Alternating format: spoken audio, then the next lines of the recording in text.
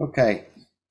My presentation and research is over Kurdish food, culture, and nationalism in the Tennessee Kurdish community, specifically in Nashville. My current project is part of my larger dissertation project, which will focus on the Kurdish community in Nashville, Tennessee. This project will also build on my previous master's thesis, where I examined how the Kurds are building their own version of Kurdistan in Tennessee. My master's thesis looked more at the structural part of Kurdistan in Tennessee, whereas this research will look more at the functions of institutions and Kurdish nationalism in Tennessee. There's almost no literature concerning the Kurds in the U.S., and there's even less about the Kurds in Tennessee.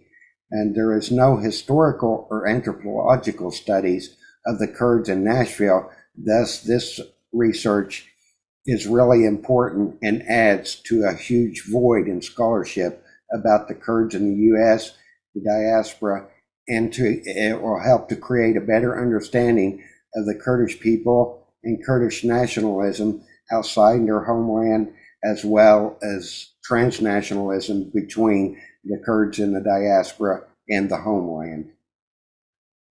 My approach for this study is food,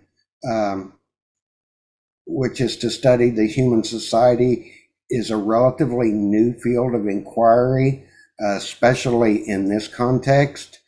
Other researchers study food culturally, but this is a new area for Kurdish studies. This research will examine the history of Kurdish nationalism, specifically within the transnational migrant context, using food and the census as a metaphor for what Michael Guntner and Denise Natali refer to as Kurdiyati, or Kurdish nationalism. Because of the uniqueness of the Kurdish region in Iraq and the unique dynamics that make up the Kurdish diaspora in Tennessee, I aim to reveal the complexities of how the Kurds maintain their culture and identity as a migrant community, as well as how they strive to retain the national sentiment of the homeland.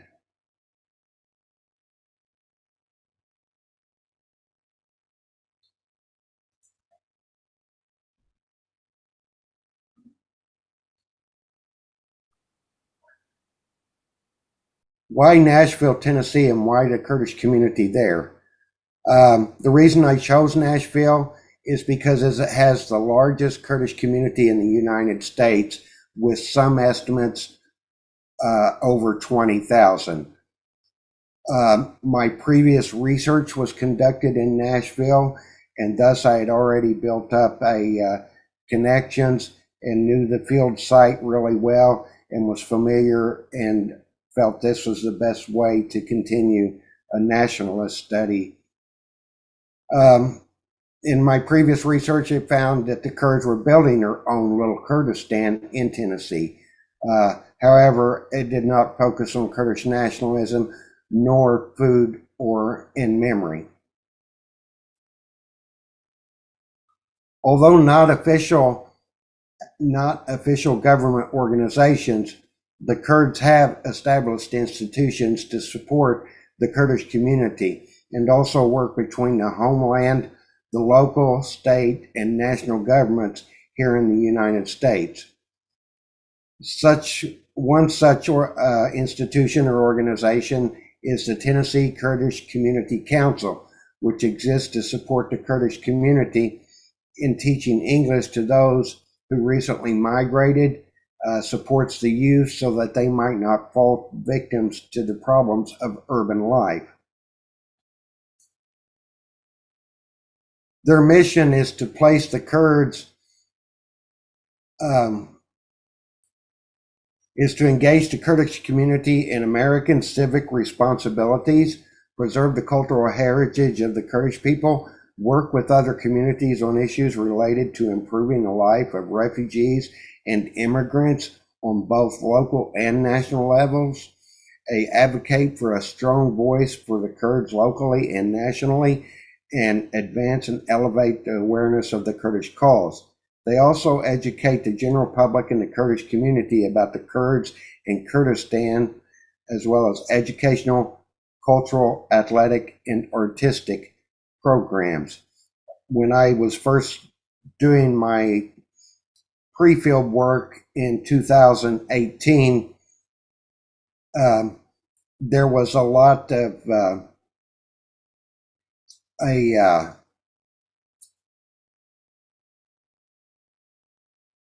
the center, the Salahuddin Center in Nashville, held programs with the local college where it was a Christian college. They shared ideas about Islam and the Kurds at the Kurdish mosque there in Nashville. The place that the Kurds refer to as Little Kurdistan is in the heart of an international area of Nashville, Tennessee. This street runs for miles, and there's Hispanics, Asians, Middle Eastern, African, about every nationality you can think of is along this street. So the Kurds are in the middle of an international area within Nashville. The physical location of Little Kurdistan contains 2 strip malls. Most store space is either owned or rented by the Kurds, and those businesses that aren't operated by the Kurds, the buildings that those businesses reside in are Kurdish owned, and they rent to them the space to them. The Salahuddin Center of Nashville is home of the only Kurdish mosque in Nashville.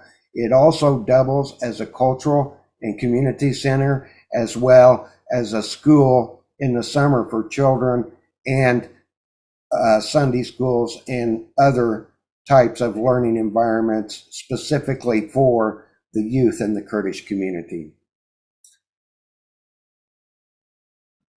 There's also the Nowruz market, which includes a bakery where Kurdish bread is baked daily, as well as some items that come from the homeland or are imported.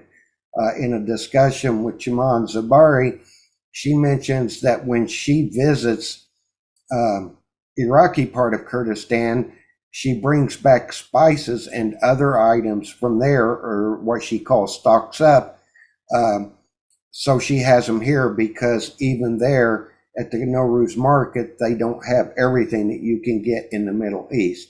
So some Kurds say when it comes to food, in foodways, family will send them dishes or cooking utensils or spices and stuff like that that is difficult or impossible to find here in the United States.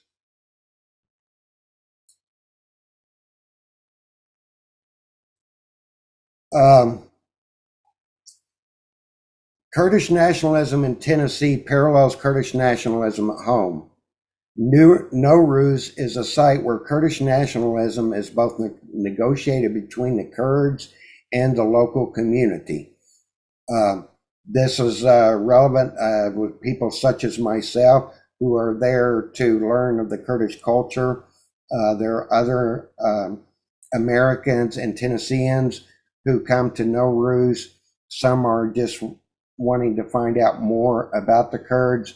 Others are wanting or have an academic interest. I met a man who had written his master thesis about the Kurds in Tennessee.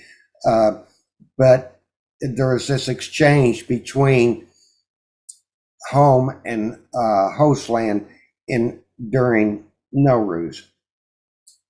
Kurdiati is sometimes regarded as a form of Kurdish nationalism that some translate to mean a desire for an independent Kurdish homeland. I would argue that marginalization and disenfranchisement at the hands of Turkish, Persian,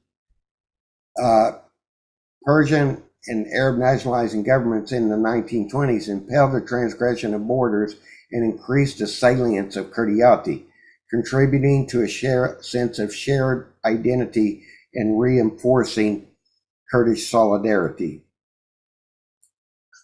Some historical context. Kurdiyati mainly developed as a result of the new nation states in the middle of the end of World War I, opposition to new form identities of the nations that occupy the area the Kurds call Kurdistan, and that is according to Natali and Gunter. In all four regions of Kurdistan, nationalist ideas and movements have turned to violent revolutions within the governments of Iran, Iraq, Syria, and Turkey. Some will argue that Kurdish identity is heterogeneous or mixed. It's not the same in each region, which Gourley agrees with, but also Gourley claims that it's those struggles against the respective governments that strengthen the ties between the Kurds in the four different regions. One example he gives is when Öcalan, which is the in jail right now or in prison, was the founder of the PKK. When he was arrested, the Kurds in all regions protested and came together in solidarity for him. The same happened with the Al-Anfal campaign in the late 1980s with Saddam Hussein. Some Kurds escaped into Turkey, and Gourley mentions that one of the people he interviewed in Diyarbakir didn't know Kurds outside of Turkey existed, and it opened his eyes to this whole new world. Then in 1946, the Republic of Mahabab created this sense of solidarity among Kurds in different regions. And the most recent and probably one of the most known is the fight against ISIS. This is where the Syrian Kurds really came into play, because they were the ones on the front lines with ISIS.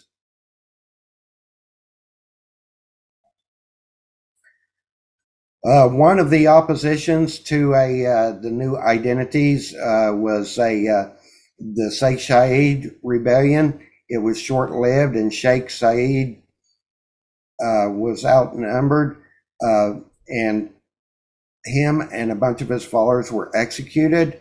They were also buried in an anonymous mass grave to prevent anyone from memorializing him.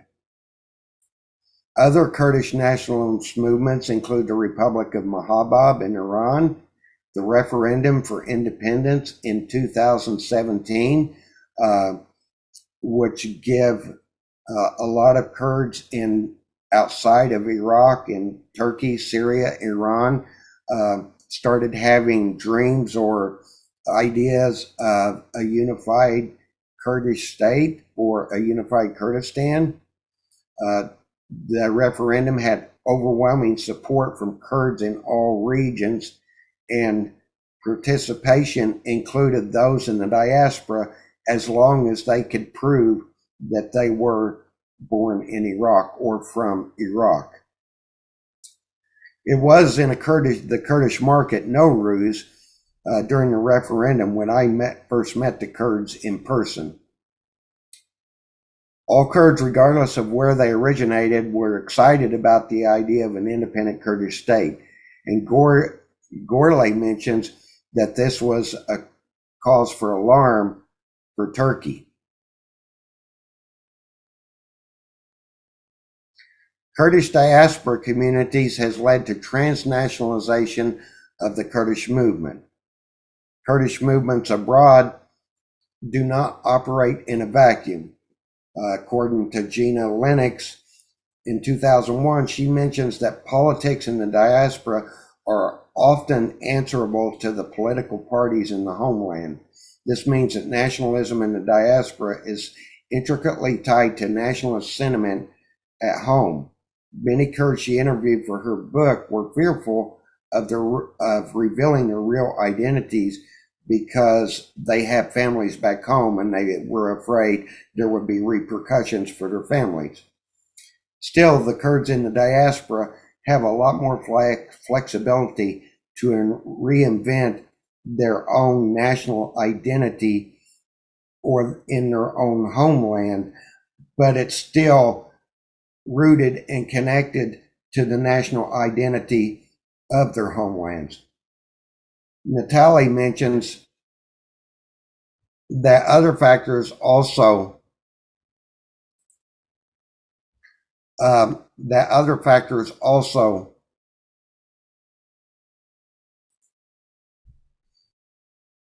impacted how the Kurds in transnational space can influence the ideas of nationalism within Kurdistan.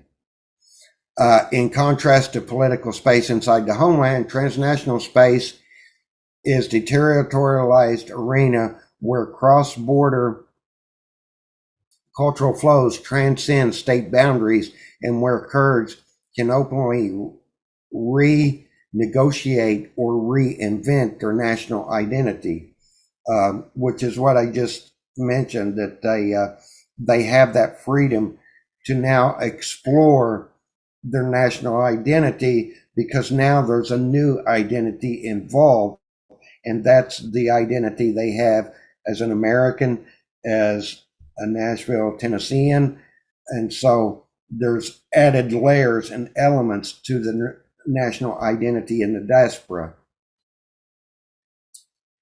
So the methods I use for my research is an ethnographic method. I follow Paul Stoller as an example to be an experiencer, not just an observer when doing field work. It creates a closeness to those you study. You start to see things from their point of view. The difficulties with Paul Stoller's method of doing field work is you run the risk of becoming so close that you sometimes are pulled into the middle of internal debates, such as wanting to take a side with a person or an idea. Most secondary sources I have include discussions of nationalism from Benedict Anderson and Smith, Migration and Food by Jones Galani, Ray, and Jaman Zabari. Zabari could also be considered a primary source because she writes from her own experience, and in her book, she writes when she writes about her family history, it is totally interlaced with the nationalism and the history that she lived through. Secondary sources are Kurdish Diaspora Nationalism by Linnea in 2004 and 2014.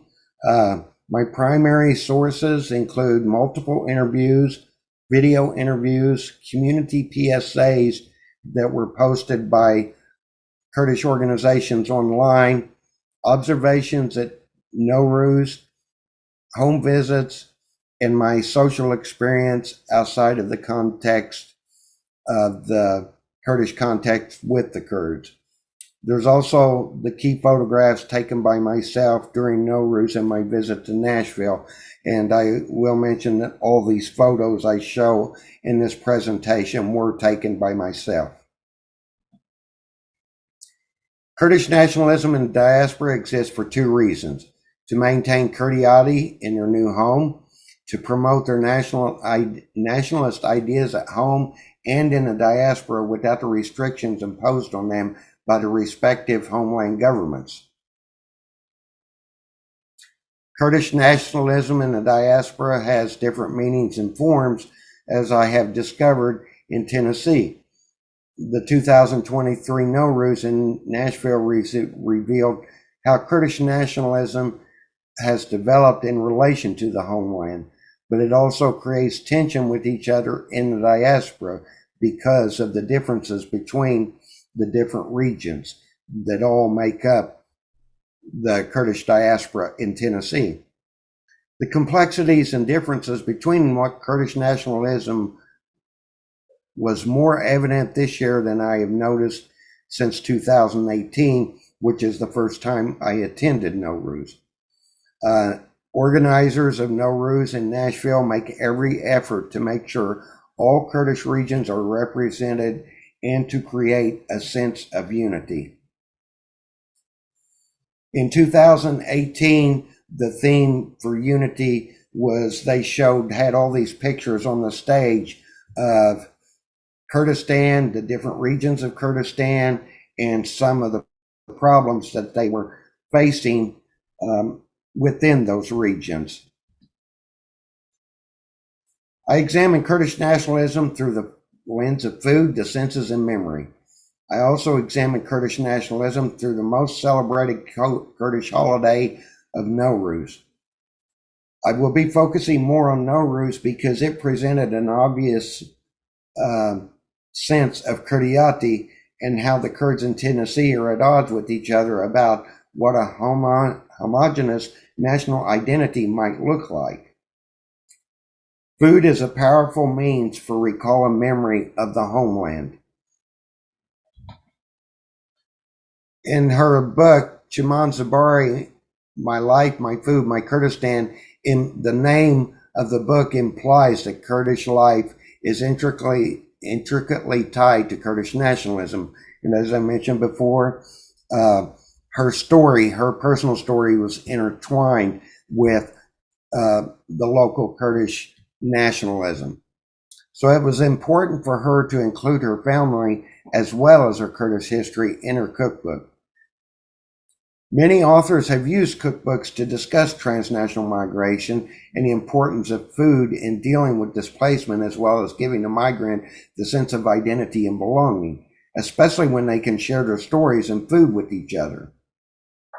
After Nowruz, this last time I went, I was invited to a house of a Kurdish man who owned a local restaurant in Kurdistan. Zabari mentions that in the home she grew up in, that when a Kurdish man married, he lived with extended family. She said she lived in a huge house where everyone has their own private rooms, but the rest of the house, especially the kitchen, is public. According to her book, they all cooked and ate together. They were one family.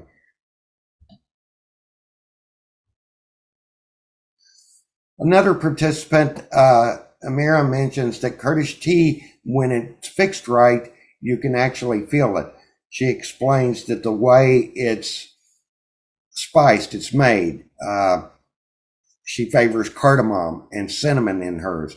And she tells me it must be drinking in a clear glass. Otherwise, the experience of drinking the tea will be different. In an interview with Zabari, the reason she wrote her cookbook is she wanted to introduce the readers to Kurdish ingredients, techniques, dishes, and a cookbook can help promote a greater understanding and appreciation of Kurdish culture. Also, it's for the Kurds. Many Kurds live outside of Kurdistan, and a cookbook in English can help to support the Kurdish diaspora by providing a way to connect with their culture and heritage through food. So according to Zabari, food is an important way to connect to the culture, their heritage, as well as their identity, and that includes national identity. It can also encourage a cultural exchange that can help promote a greater understanding and respect between different cultures and promote peaceful coexistence. For her, the writing of the cookbook gave her a greater connection, a sense of connection to her own Kurdish identity. And it also helped her to explore and express her own identity as a Kurdish person living in the modern world.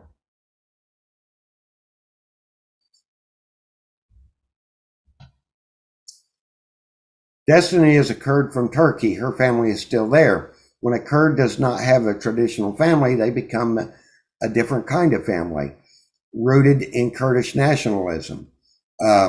Oftentimes, these adopted families are geographically connected and ideologically connected. The owner of the home I visited often entertains other Kurds. They have discussions of nationalism and other forms of Kurdish culture, as well as Kurdish food. This past Nowruz revealed underlying differences, was one of the discussions they were having at this meeting. And the crux of the meeting, as it was translated to me, was one example of the negotiation process of what nationalism in the homeland is and what they imagine it should be here. As with Kurdistan, most Kurds want the same thing, but have different ideas about how imagining it and how to achieve it.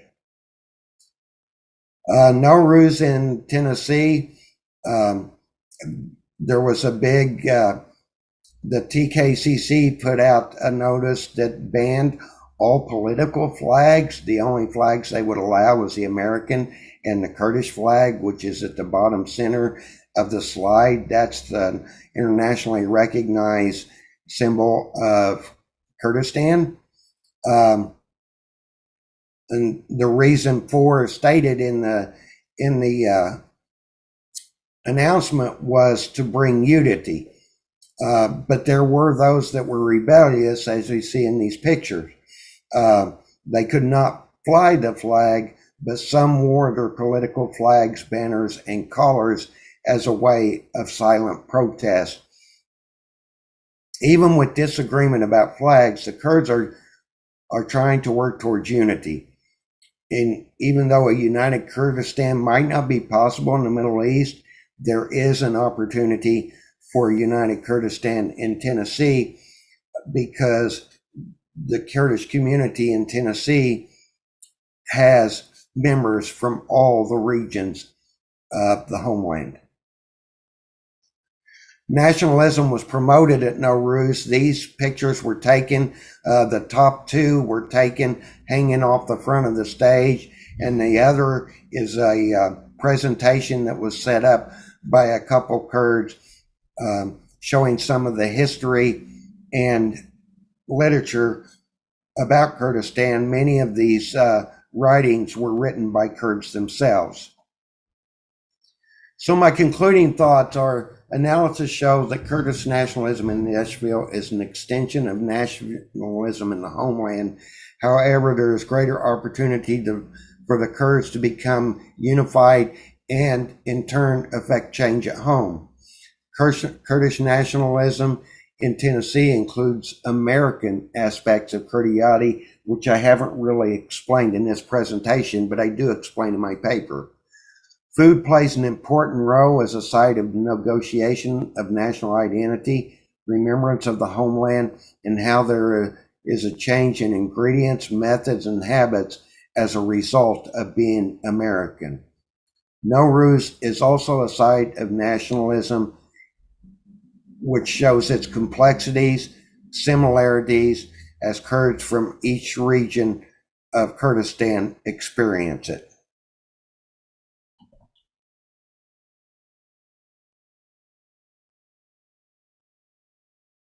And thank you very much for your time and attention. I greatly appreciate it.